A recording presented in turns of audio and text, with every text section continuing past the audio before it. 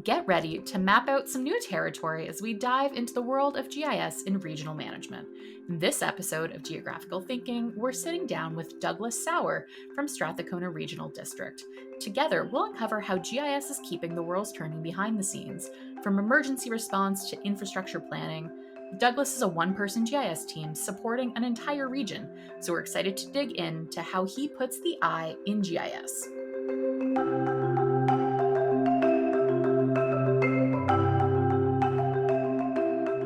Welcome back to Geographical Thinking. I'm Michelle Brake, and I'll be your guide as we explore ideas, stories, and conversations through the lens of geography. Douglas Sauer from Strathcona Regional District is joining me today. You may know him as a GIS analyst, but he also goes by GIS Ninja Spatial Jedi Knight in our databases.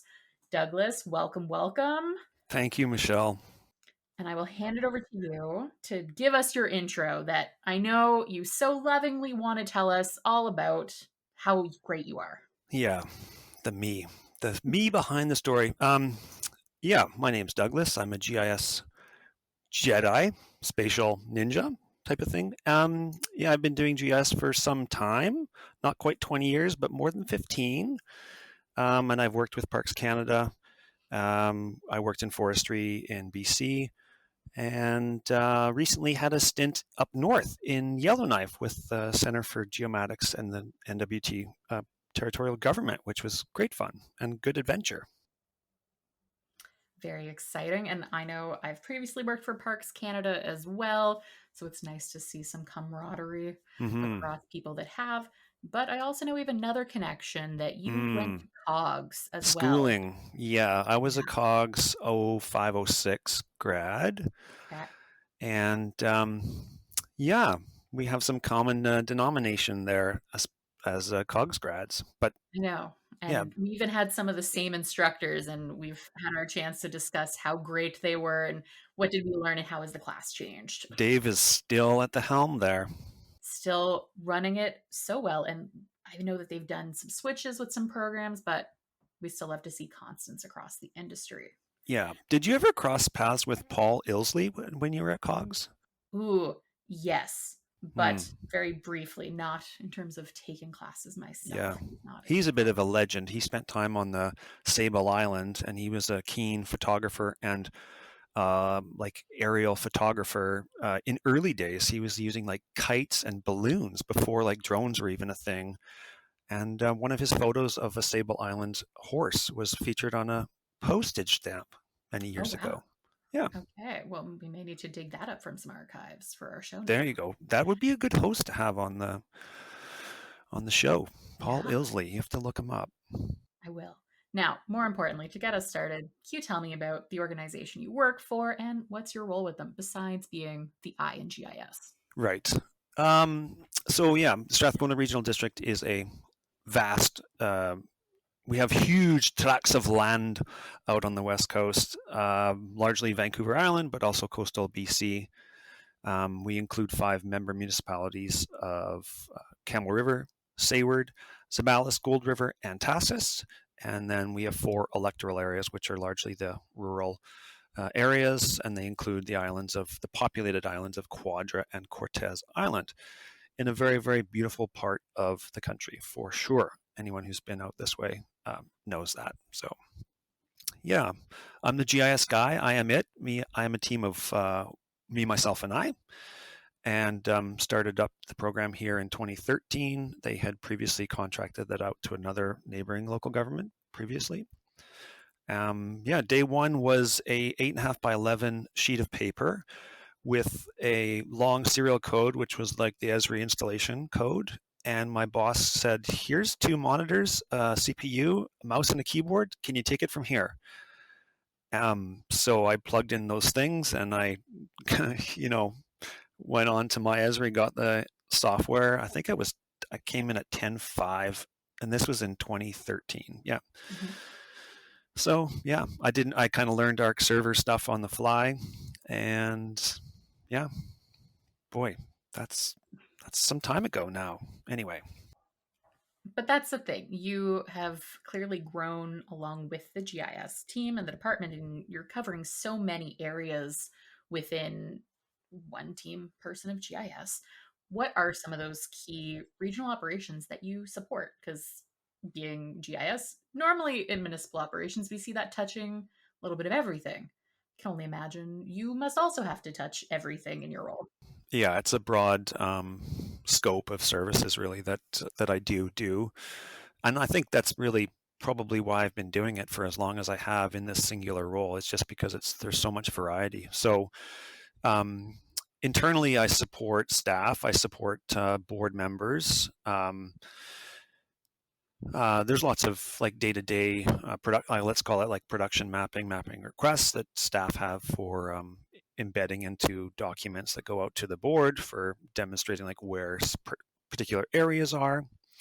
Um, I roll a whole bunch of internal applications for staff access for inquiry and discovery on certain subjects like utility information, um, property ownership information, zoning, like the bare bones basic stuff that people care to know about, environmental features, crown lands, tenure, all of this stuff. And then on the public end, obviously, I deal with lots of public and projects where data requests and I manage and maintain a whole infrastructure of public web mapping architecture. We use all of our public content is hosted on ArcGIS Online, and we roll the web app builder application for all of that. And yeah, lots of map requests from project involvement for analytics for this and that. Yeah, it's broad and extensive, and that's probably 1/8 of the full scope that I've just on the tip of my tongue at this point in time. But yeah, it's a varied, diverse job, given that it's just one person doing many things for a large geographic area. Hmm. Yeah. And how have you found that experience as one person? Um, do you feel like you're the Swiss Army knife of regional GIS? Oh yeah, very much so. You're spread in lots of different directions, and um, it does have its pros and its cons for sure. Being like a one person department essentially is tricky because there is no internal resource that you can kind of soundboard with. Um, you're it. So you have to do it all, and the decisions that you make are exclusively yours, which is a great thing in some regards. But in other ways, in previous work where I've worked as a part of a team, there's real value to that. And certainly my year in Yellowknife with working with 6 other GIS analysts was really invaluable in terms of sharing, um, talking over projects, sounding out troubleshooting processes. There's a lot of value in sharing experiences and people's knowledge. And Mhm. as a solo practitioner doing a broad swath of things, you really don't have that ability. So I do lean, or I do lean a little bit on the community through different online platforms and whatnot. But even that's a bit of a like that takes time to kind of glean information and maybe ask questions and engage with that audience for something that's of value to you. But certainly there's lots of ways to do that.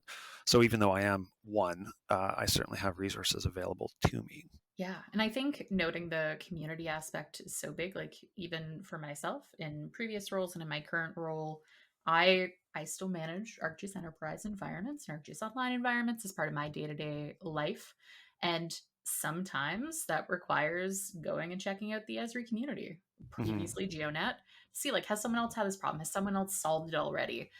Reaching out to team members or people that I've known in past lives of hey, I know at some point you did this and I'm doing something similar. Do you still have that code or do you have a sample or do you have like 5 minutes to talk to me? Mm-hmm.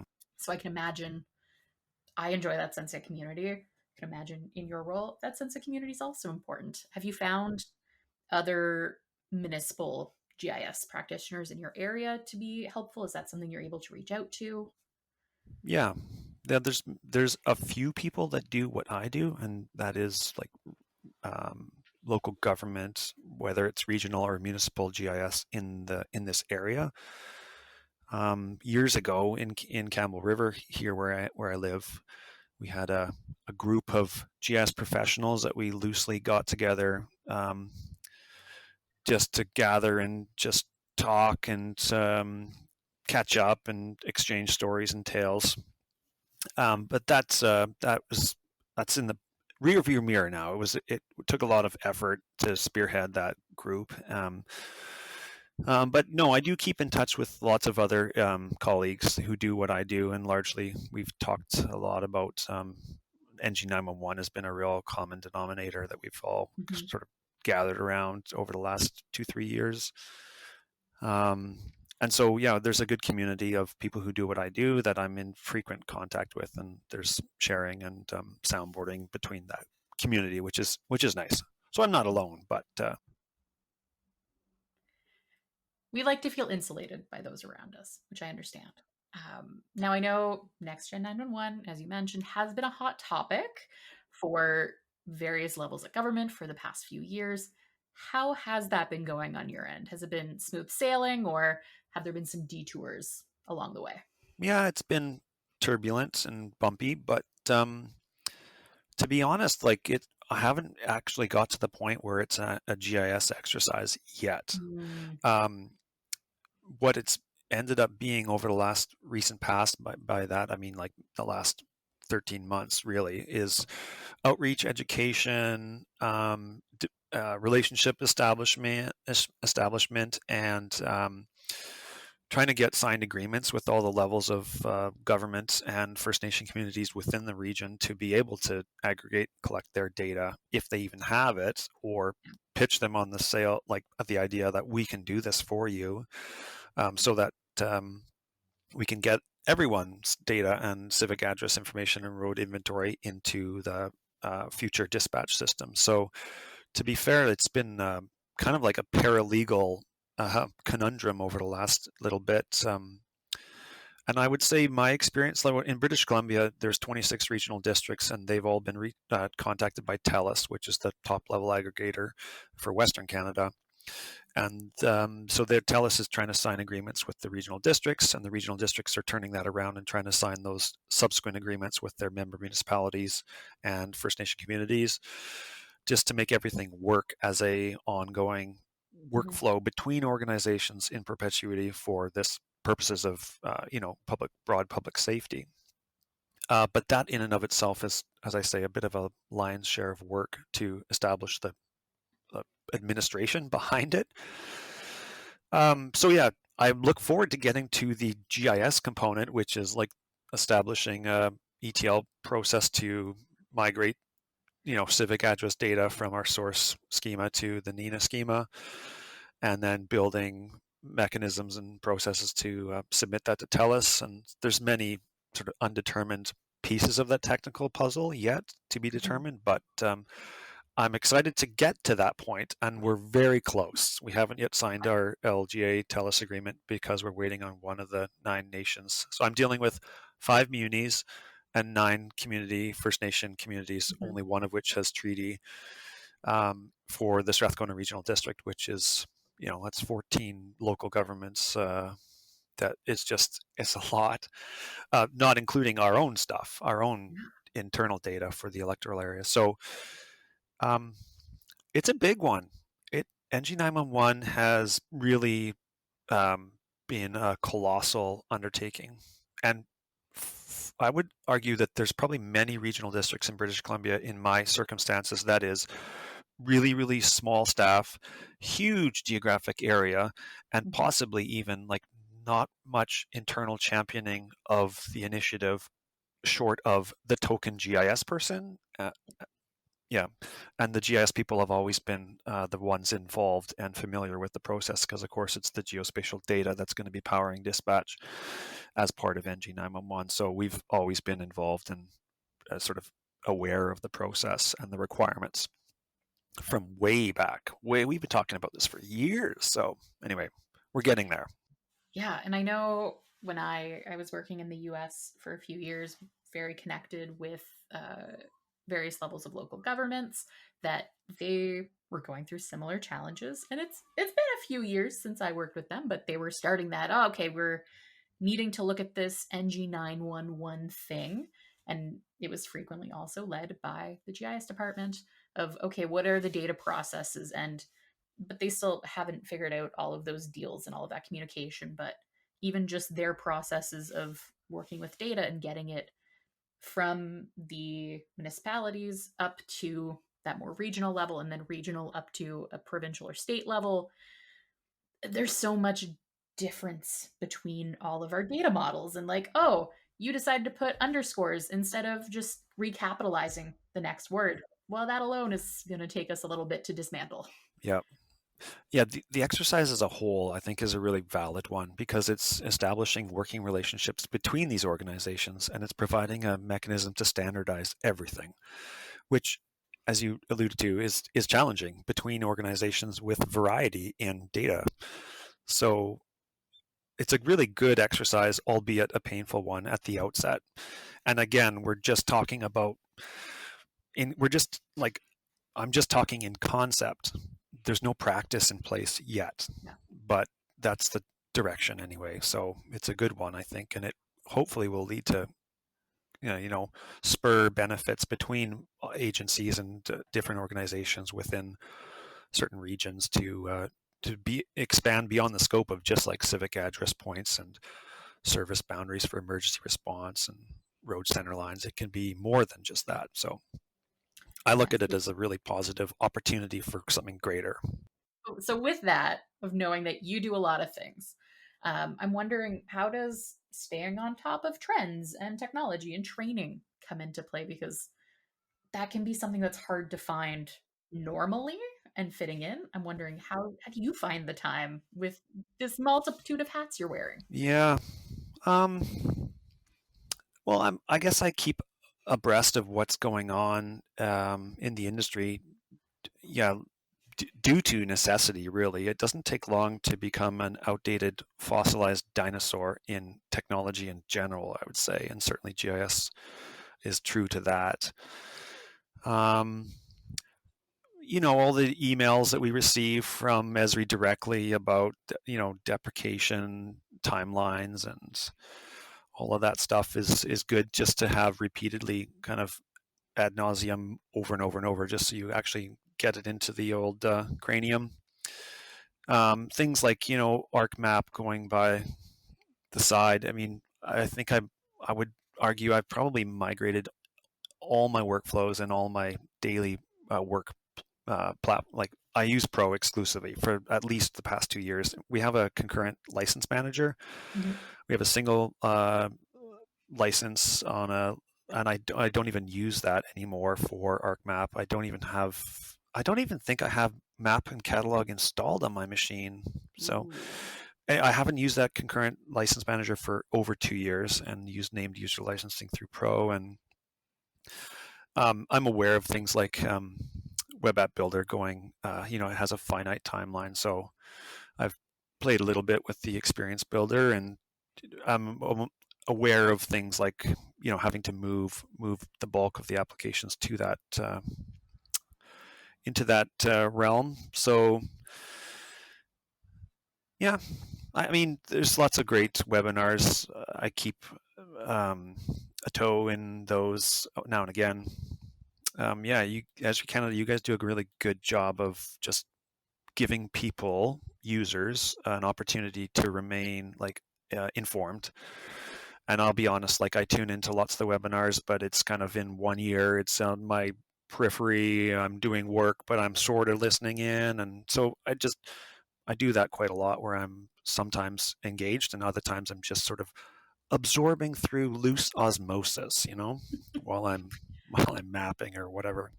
Hey, we like to see it. It's the same thing with podcasts or videos. You pop it on, maybe it's active listening, maybe it's passive listening today, but we like to see it. And I'm sure you may be the same way with this, that I'm listening along, I may be doing something else, but I hear a phrase, I'm like, okay, let's rewind the recording a little bit. Let's listen to that again or make note of, I'm going to go watch this after and pick up that point because I think that's really important. There's a lot of those I find. Mm-hmm.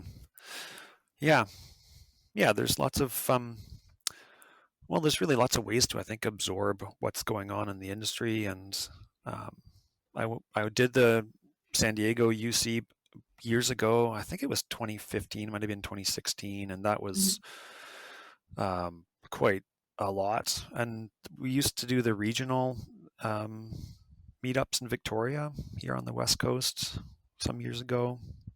Not post-COVID, I don't believe, but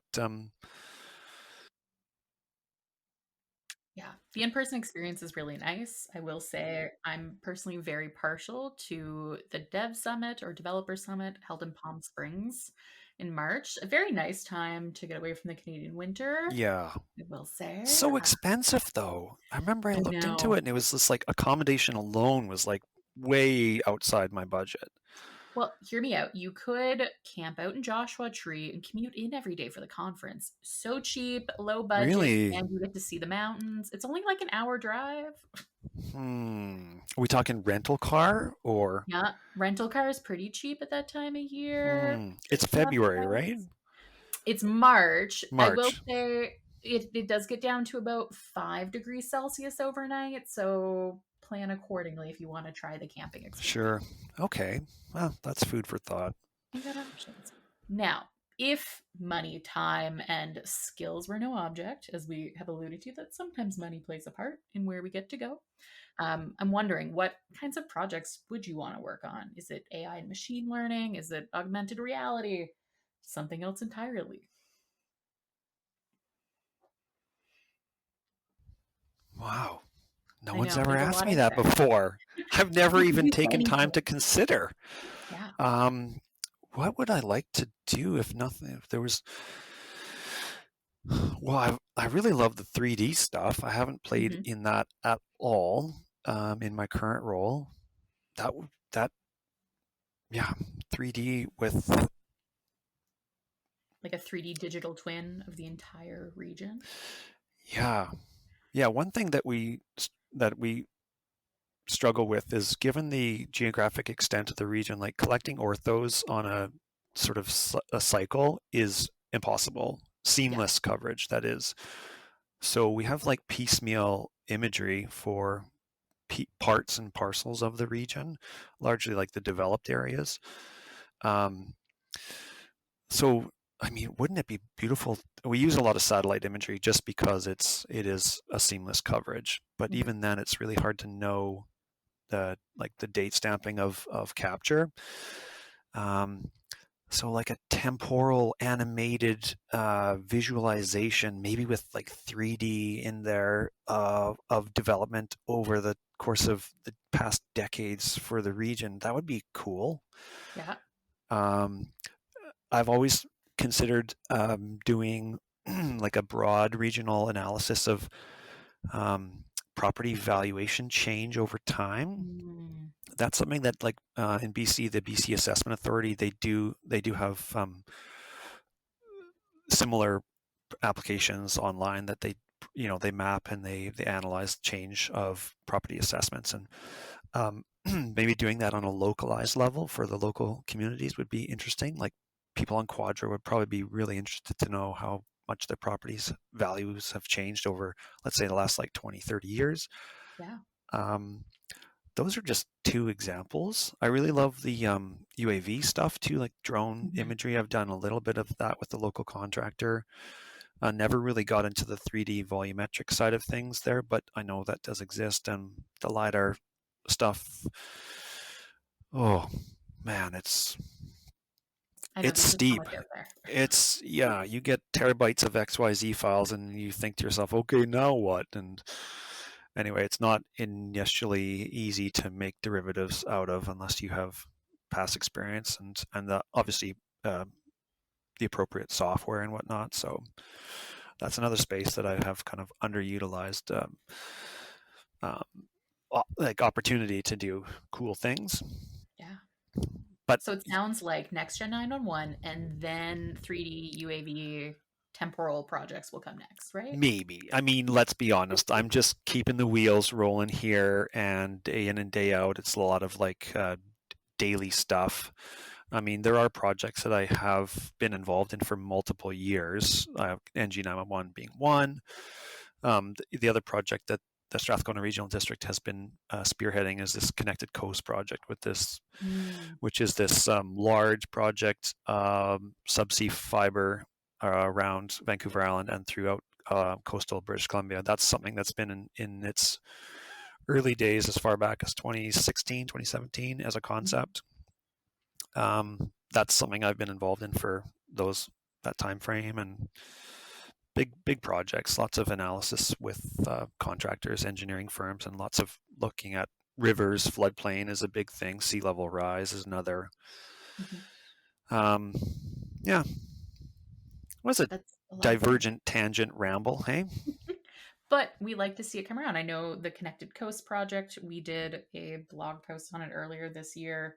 Um, and it's a topic that I think in a country like Canada, where we're so vast, that it can sometimes be hard to grasp that there are places that may not have solid internet connection, that you get no cell service. Like, yeah, when you go for a drive somewhere, you go for your summer drive into the countryside, great, you don't get service, but hey, it's no big deal. You're just there for a day.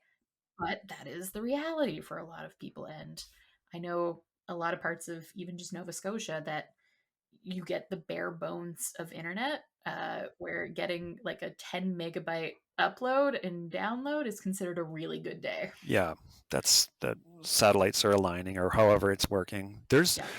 I mean, in Campbell River here, we're a town of about 40,000 people. If you travel 30, not even like 20, 25 minutes north of town Hmm. on the Highway 19, which towards Sayward, you drop cell signal right away, like within 15, 20 minutes of leaving town boundaries. And there's really nothing until you hit the Sayward Valley. And even there, the cell is super spotty. So connectivity is it's a real issue here. And I would consider myself, I live in like a, you know, not a huge city, but a definite city. But north and west of here, our communities on the west coast and North Vancouver Island, they are so like remote little isolated pockets of largely like disconnected communities. There's not a lot of good reliable signal. Cell is spotty. Internet is ad hoc. I know the village of Tassis or Zabalis is using some sort of bounce back radio signals off an inlet wall that ping across to. Anyway, you know when you're communicating with these people, do not attach files larger than like 2 megs tops. Yeah. That's the reality, and a lot of people who live in like urban centers don't really appreciate that. We deal with provincial government people from Victoria who think, oh, I'll do a day trip up to Cayucet. If you look on a map of Cayucet, it is the most remote community on Vancouver Island, I would argue. Well, there might be others, but Cayucet has no road access. It's a 45-minute water taxi from Fair Harbor. Fair Harbor is a half an hour drive from Zabalis. Zabalis is an hour and a half on rough logging roads from Was. Was is an hour and a half paved highway from Campbell River. Anyway, day trips to Cayucet are not not a reality. They do Yeah. not happen. People as close as like Victoria have this real delusional sense of like access, connectivity. When you come to these places, you realize, yeah, some outlying communities are truly disconnected, and thus they don't have the same opportunity, right, Hmm. for all the benefits of like internet connectivity, Yeah. But education, then, health, and all of it, work. and I think that comes back around to how important something like Next Gen 911 is, because in those areas we're remote, we don't have as many connectivity points. So having something that's more accurate, having something that can be more exact becomes really important. Um, in the hopes that, hey, you know what? I know that my phone says I don't have cell service, but it's still able to connect for those 911 calls, so you can make a connection, and having more accuracy is always great. So everything comes back full circle. Hmm. Yeah, yeah. So Connected Coast is a is a piece of that. And if it's Mhm. nothing else, it's advocacy for these really remote coastal BC communities that some of Yeah. them don't have roads to them. Many of the coastal mainland ones up towards Haida Gwaii, there are no roads into them. They're just at the end of inlets that you have to boat to or fly into. So, Mhm. And it definitely creates more challenges with things like how do you get healthcare access? What does your community access look like? Is it up in more northern communities where we have ice roads? Okay, well, part of the year that is an option. It's not just float plane, but as you're alluding to, some of these inlets that it is more weather dependent on boats and, well, how often does the boat go? What is the extra cost of things? I can already think of how much extra things cost regularly on islands. Going for something more remote, what does the price of a banana look like across your region? Maybe a new mapping project. hey, there we go. That's a good one. Run some spatial analytics on cost disparity for, well, food access and like food availability is a Mhm. real, again, another challenge for at the regional level, that access to, you know, fresh fruit and vegetables is not a reality for everybody. So this is, this is where GIS is just really interesting, because we're not talking about GIS at all, yet what we're talking about has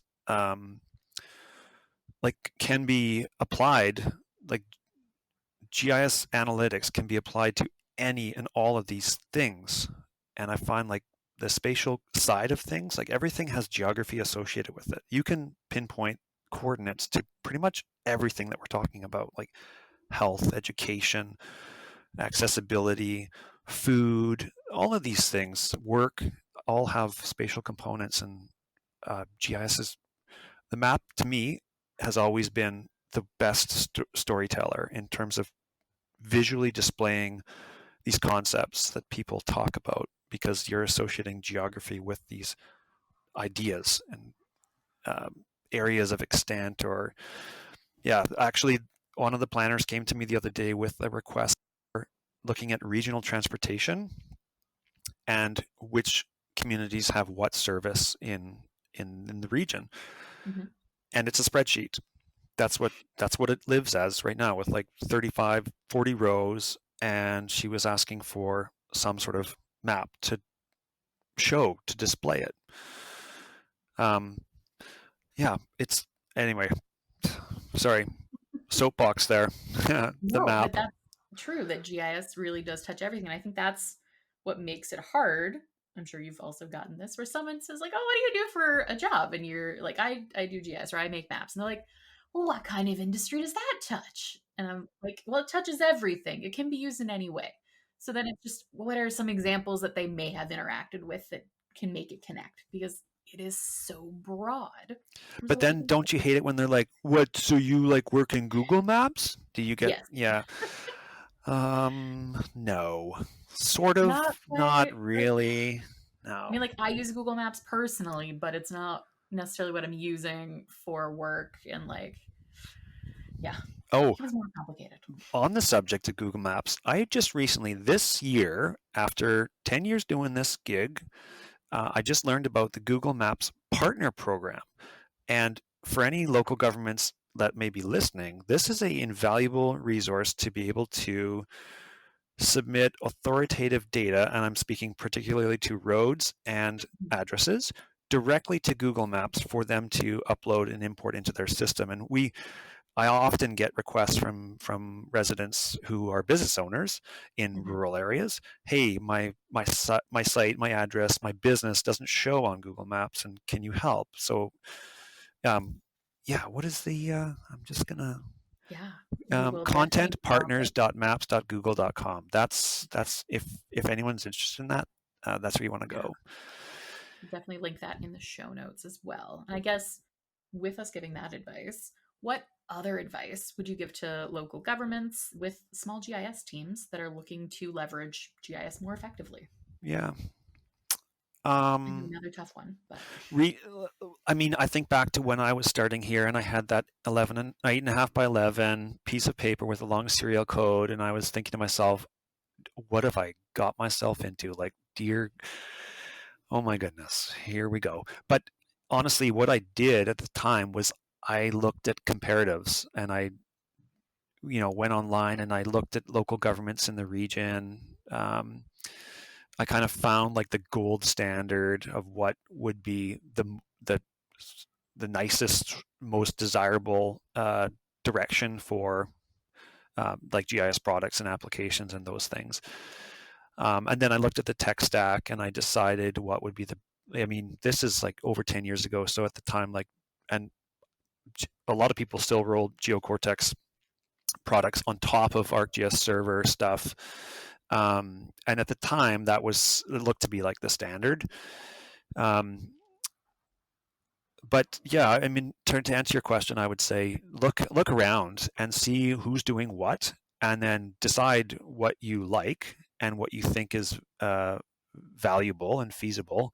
The other thing too that I find often I pause and ask myself is, what's the intended end goal? Like, we can get so carried away, I find, in GIS trying to be doing like these amazing things when in actual fact the end user doesn't really need that functionality. Like, you could spend a week trying to configure some filter or sort of query widget or something that is going to do something pretty cool, but is that actually the intended need of the user? So another piece of advice I would recommend is like figure out what people want and then target those as initiatives to work towards. I mean, I reached out to a lot of people, cold called many people who do what I do in this area and across Canada. And I asked them to tell me about their experience, and everyone was super warm and willing to engage with me and was quite open and, in fact, happy to talk about their work, because a lot of this is like blood, sweat, and tears of individuals who have kind of invested a lot of their time and energy in their work. So they're happy to share it. Generally, that's the experience that I had. So that also can get you on the right road towards productive directions and really useful end products. Yeah. I feel like that's a great message for us to leave on, of connect with others. Make sure you figure out what are the main directives or main goals of the work that we're working on, and just try things out. But with that, I want to say thank you for joining us today, Douglas. It's been great having you, sharing your insights. Thank you for having me. It's been fun. Good. We got to figure out what is the exact title now, because we have so many more things we have to add on. Just geo junkie, maybe. I don't know. Geo evangelist. Ooh, I mean, there are some people that do hold those titles, so you fit right in, I think. Really? There are geo junkies out there? Geo evangelists, for short. GIS evangelists. Okay. But I know geo junkie it rolls off the tongue so well. Kind of, yeah. Well, we'll workshop some items. There we go. Perfect. Yeah. But more importantly, if you want to hear more about what Douglas is doing with his work, make sure to check out GIS Day, where he will be giving a wonderful presentation. I've been told it's wonderful. I'm going to believe that it is until I see it, though. Well, you have to wait and see for November. Just, exactly. I'll be talking about the Connected Coast project, which we touched on a little bit.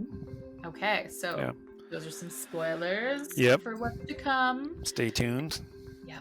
And with that wraps up our exploration of regional operations with Douglas Sauer. A big thank you again to Douglas for sharing how he and GIS keep things running in Strathcona Regional District.